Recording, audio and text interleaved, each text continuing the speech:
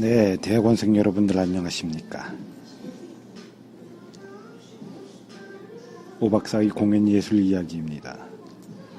이번 회도 지난 회에 이어서 천호동에 있는 어느 커피숍에서 녹음을 해보도록 하겠습니다.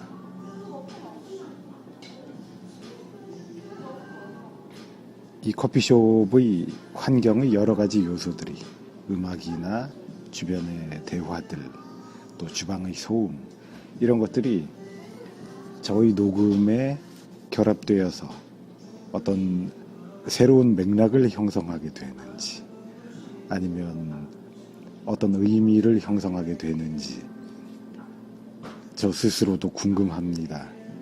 만약 그렇게 된다면 그것은 해프닝 혹은 환경 연극적 양상이 되는 것이지요.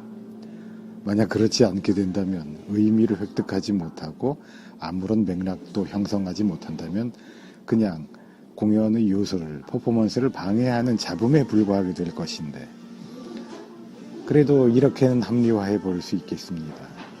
저희 녹음이 오랫동안 살아남는다면 먼 훗날에 이 녹음을 듣는 청중들은 이 잡음을 통해서 제가 살던 시대의 대중문화 혹은 사회적 풍속도의 일면을 짐작하게 될 수 있지 않을까, 그런 식의 의미라도 가지게 되지 않을까 한번 생각해 볼 수 있겠습니다. 환경이 갖는 공연예술적 의미와 역사학적 의미가 이렇게 조금 다르네요. 자, 아무튼 이번 회에도 김을한의 저서 실록 동경 유학생 안에 있는 박승희 글의 일부분을 소개해 드리도록 하겠습니다.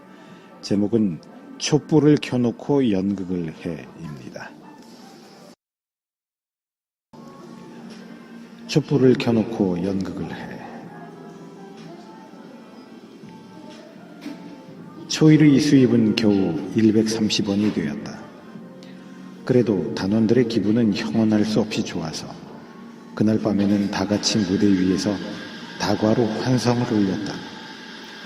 여기서 상연한 극본은 거의가 내가 쓴 것으로 진세의 진경, 갓난이의 서름, 추풍감별고, 데이아브로, 칼멘, 국희의 비밀, 농속에 든 새, 교장의 딸, 헤어지는 결례, 월요일, 인육시장, 시들은 방초, 국교단절, 장가들기 실업, 복사잎이 필 때, 심청전, 춘향전, 혈육, 눈 나리는 밤, 고향, 이대감 망할 때감, 강물은 흐른다, 장화홍련전, 회사원 돈을 세어봐라, 안개 건너 산속에 가보라, 두 호랍이, 모반의 혈, 장발장, 배주고 뱃속을 빌어먹다, 지나간 시대 등이고, 이외에도 많았으나 지금 생각나는 것은 이것들이다.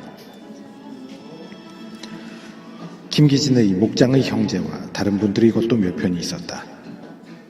이런 생각을 지금 하게 되면 그때 내가 어떻게 견뎌냈는지 놀랄 지경이다.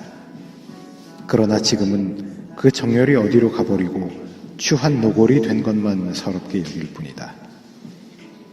그때는 내가 30대니 3, 4일 계속 철야를 한들 겁이 나지 않고 낮에 연습 무대를 돌보아도 몸의 괴로움을 몰랐으니 참말로 젊은 시절이로구나 할까. 이 괴로움을 누가 짐작하리요.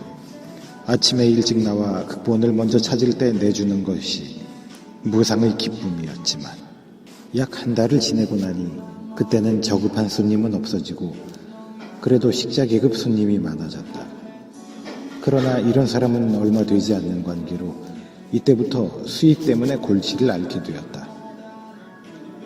여러 가지 궁리 끝에 할 수 없이 기생들의 소리를 집어치우고 막간으로 다른 것을 하기로 했다.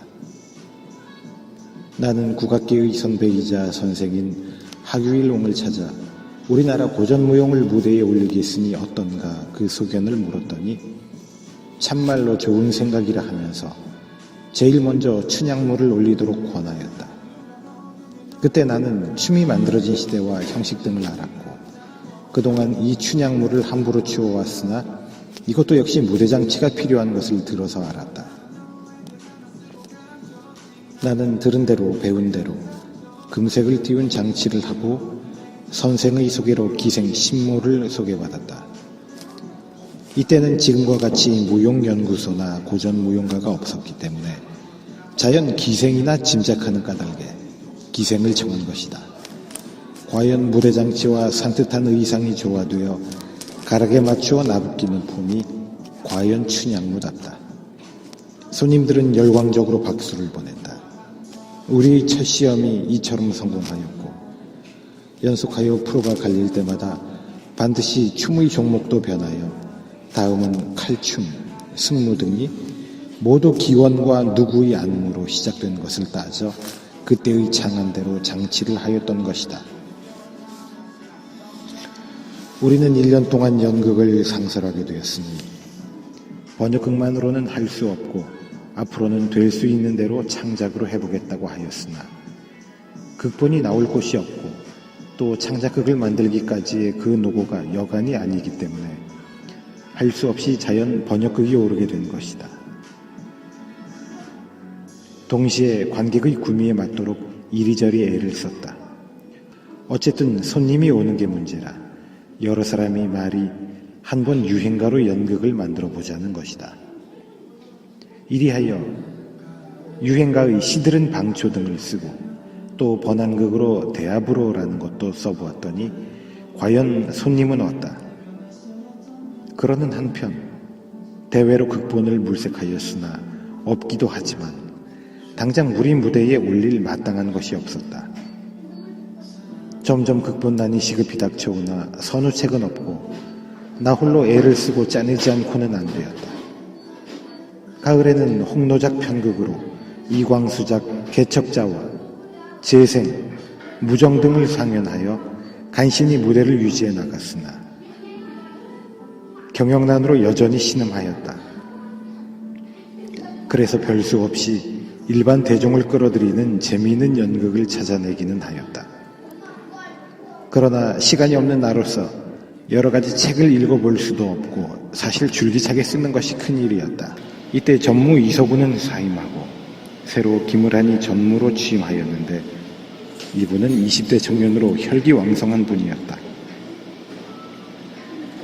사활 문제가 걸렸으니 나더러 단시일 내로 심청전과 춘향전을 극본으로 쓰라는 것이다. 이것이 우리의 사활 문제를 좌우할 것이니 신중히 생각하라고 권한다. 드디어 우리의 살 길이 여기 있는 것을 나는 짐작하였다. 이 해는 을충년 장마로 수십 년 만에 뚝섬물과 한강이 넘도록 큰 장마로 연일 큰 비가 쏟아졌다. 사면에서 물의 세간과 재산을 띄우고 울고 있는 피난민 소동으로 깊은 밤에 각 신문사 구호반까지 출동하여 수재민 구호에 정신이 없을 때이다.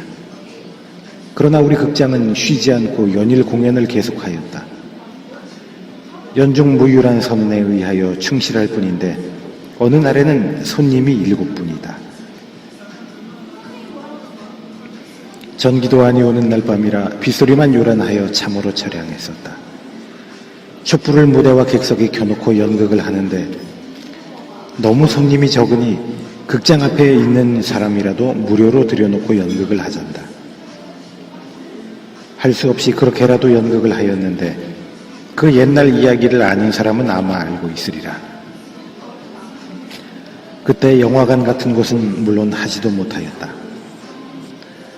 피난민들의 난리 속에 연극을 한다는 것은 미안한 일이나 미리 선전을 했기 때문에 오는 손님을 그대로 보낼 수가 없어서 강행했을 따름이었다.